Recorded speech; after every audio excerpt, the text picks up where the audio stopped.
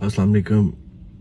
और या मकबूल साहब, मेरा नाम इमरान है और मैं मैनचेस्टर यूके से आपसे सवाल करना चाह रहा था। इनफैक्ट इस वक्त जो पाकिस्तान के हालात हम सोशल मीडिया के थ्रू या अपने अजीज़ व अकारिब, अपने फैमिली के थ्रू जो हम तक पहुंच रहे हैं, हमारे पास अल्फाज नहीं है। आपको किस तरह बताएं कि हम यहाँ पे बैरून मुल्क पाकिस्तानी किस कदर तकलीफ में है। ये हाथ जोड़ता हूँ आपसे भी।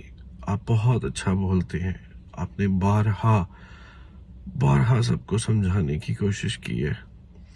मैं बहसीयत पाकिस्तानी, बहसीयत मुसलमान, ना फौज हमारी दुश्मन है, ना हम फौज के दुश्मन है, ना कोई इदारा हमारा दुश्मन है, ना हम किसी इदारे के दुश्मन है। जब हम सब एक हैं तो अल्लाह का वास्ता इस पाकिस्तान पे रहम करे। अल्लाह का वास्ता हमारी आने वाली नस्लों पे रहम करे। और ये सब, मेरे पास अल्फाज नहीं है। मैं आपके आगे दस्तबस्ता खड़ा हूँ। मेरा ये पैगाम बहसीयत पाकिस्तानी आप आगे पहुँचा सकते हैं तो ज़रूर पहुँचाएं। आप ऑलरेडी ये काम कर रहे हैं, लेकिन ये मेरे दस्तबस्ता हाथ आपसे, पूरी पाकिस्तान से, पूरी इस्टेब्लिशमेंट से, जितने भी ताकतवर हैं, ये याद रखें कि ताकत का मरकज सिर्फ अल्लाह सुब्हानहू व तआला है।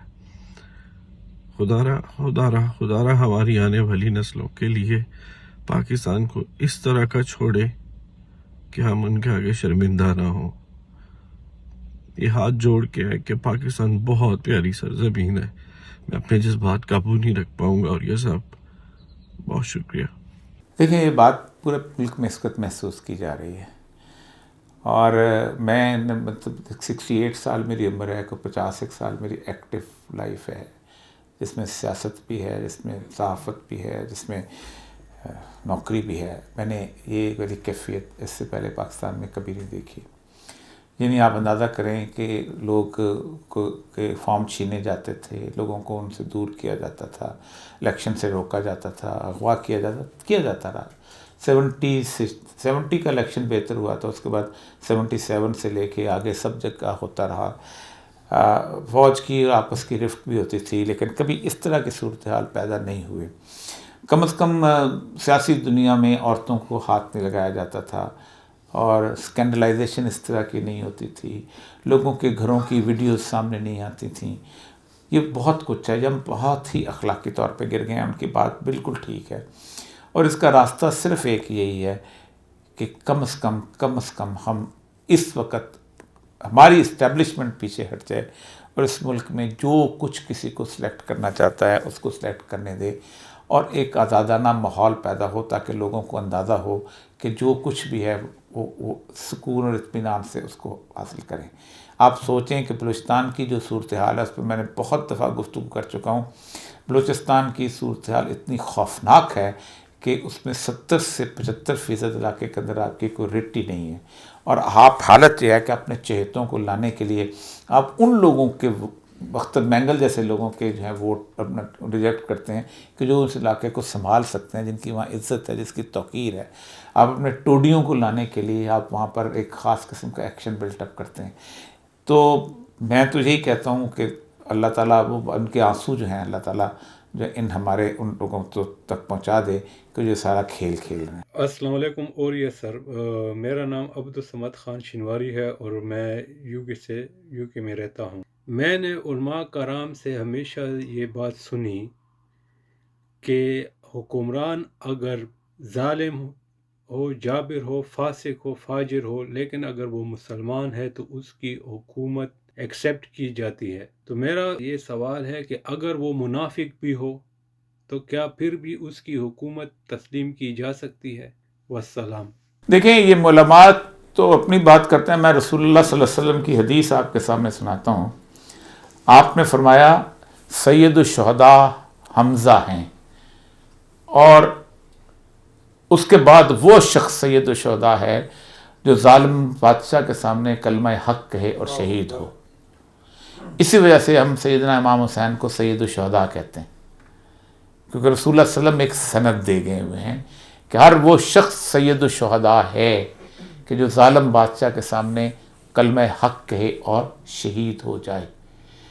یہاں تک رسول اللہ صلی اللہ علیہ وسلم فرمایا کہ قیامت کے دن وہ لوگ جو کہ ظالم بادشاہوں کا ساتھ دیں گے وہ مجھ سے نہیں ہیں، اور مجھے حوض کوثر میں میرے ساتھ آ کے نہ ملیں، مجھ سے نہیں ملنے دیا جائے گا ان لوگوں کے ساتھ۔ اور جہاں تک اس بات کا تعلق ہے، آپ پھر اس کے بعد یزید کی اس پوری حکومت کو جائز قرار دیتے ہیں اور سیدنا امام حسین کے اس خروج کو جو ہے غلط قرار دیتے ہیں۔ منافق کے بارے میں تو خیر بات نہیں، منافق تو خیر اللہ تو جانتا ہے، منافق کی بات اللہ ہی کو جانتا ہے، اور اس کے بارے میں ہمیشہ کسی کو کہنا بھی نہیں چاہیے، کیونکہ نبی صلی اللہ علیہ وسلم نے خود کسی کو منافق نہیں کہا تھا۔ آپ نے جو 12 نام منافق کے بتائے تھے، وہ بتائے تھے حضرت حذیفہ بن یمان کو، جو کہ رسول اللہ صلی اللہ علیہ وسلم کے رازدار تھے۔ یہاں تک ایک واقعہ آپ کو سنا دوں کہ حضرت عمر نے پوچھا کہ کیا میرے کوئی گورنر میرا کوئی منافقین میں سے تو نہیں ہے؟ تو حضرت حذیفہ چپ ہے، کیونکہ انہوں نے کہا تھا کہ یہ میرا راز ہے اللہ کے رسول کا میرے پاس۔ اور پھر کچھ کہتے ہیں کہ کچھ عرصے کے بعد نا حضرت عمر نے 5-6 گورنر تبدیل کر دیے، ان میں سے ایک وہ بھی تھا۔ تو پھر مجھے رسول اللہ کی بات حدیث یاد آئی کہ آپ نے کہا تھا کہ ہر امت میں ایک شخص ہوتا ہے جس سے اللہ کلام کرتا ہے، تو میری امت میں وہ عمر ہے۔ تو اس کا مطلب ہے کہ اللہ تبارک تعالیٰ نے حضرت عمر کو اندازہ دے دیا ہوگا کہ فلاں شخص ہے، تو وہ تو منافق تو نہیں کہا جاتا، لیکن ظالم کے ساتھ تو کھڑے ہونا کس نے کہہ دیا جی؟ یہ حدیثیں جو ملا علماء، حدیثیں بھی نہیں ہیں، علماء نے بنو امیہ اور بنو عباس کے زمانے میں یہ ایک تصور بنا لیا تھا کہ جو مرضی کر لے بادشاہ، چونکہ مسلمان ہے کلمہ گو ہے، تو اس کے بعد جو مرضی کرتا پھرے۔ ایسا تصور ہی نہیں اسلام کے اندر۔ آپ یہ بتائیے گا کہ 2024 میں آپ کو الیکشن ہوتے نظر آ رہے ہیں، اگر الیکشن بالفرض ہوتے بھی ہیں تو 8 فروری کو آپ کو حسب معمول جیسے کہ پہلے کی طرح چوروں اور ڈاکوؤں کی سیاست بچائی جائے گی، یا اس بار ریاست پاکستان کا بھی کچھ سوچا جائے گا؟ اور اس کے ساتھ آپ ایک اور کوسچن کو بھی انٹرٹین کیجیے گا کہ چیف جسٹس آف پاکستان قاضی فائز عیسیٰ کا کہنا ہے کہ تا حیات نااہلی اسلام کے خلاف ہے، اس پہ آپ کی کیا رائے ہے؟ اور پلس ایک اتنے عظیم عہدے پہ بیٹھ کر سردار لطیف کھوسہ ہو گیا اور دوسروں کو جگت بازی کرنا، اس پہ آپ کا کیا خیال ہے؟ دیکھیں، پہلی بات تو یہ کہ قاضی فائز صاحب کا میں صاحب بتا دیا، قاضی فائز عیسیٰ صاحب نے ایک جج کی جو رسپیکٹ ہے اس کو انہوں نے بالکل ختم کر دیا۔ میں کیرلا کی کورٹ کا واقعہ سناتا ہوں آپ کو۔ کیرلا میں ایک ایسے جج تھا جس کا ایک صحافی دوست تھا، جیسے مطیلہ جان یا ابصار عالم ہے، اور اس کا ایک صحافی اس کو اچھا نہیں لگتا تھا، تو اس نے اس صحافی کو کہا کہ اس کو پکڑ کے لے کے آؤ، میری عدالت میں پیش کرو۔ تو ایس ایچ او گیا وہاں پر، تو واپس آیا تو اس نے کہا جی وہ تو اس کا ایکسیڈنٹ ہو گیا ہے، وہ اسپتال میں پڑا ہوا ہے۔ تو اس نے کہا اس کو اسٹریچر میں ڈال کے لے کے آؤ۔ تو جیسے ہی اسٹریچر داخل ہوا، chief justice Kerala high court نے اس جج کے خلاف کنٹیمپٹ پروسیڈنگ شروع کر دی تھی کہ تم نے عدالت کی توہین کی ہے۔ تو عدالت کی توہین جج بھی کرتا ہے، عدالت کی توہین عام آدمی نہیں کرتے۔ جہاں تک اس بات کا تعلق ہے، دعا کریں کہ الیکشنز ہو جائیں، اور الیکشن نہ ہوئے تب بھی بڑی خوفناک صورتحال ہے، الیکشن ٹیمپر کرنے کے لیے صورتحال بھی بہت خوفناک ہو سکتی ہے، اور پاکستان کی ایڈمنسٹریٹو مشینری کے پاس اتنی اہلیت نہیں ہے کہ الیکشن کے دن حالات کو کنٹرول کر سکے۔ میں اس پہ تفصیلی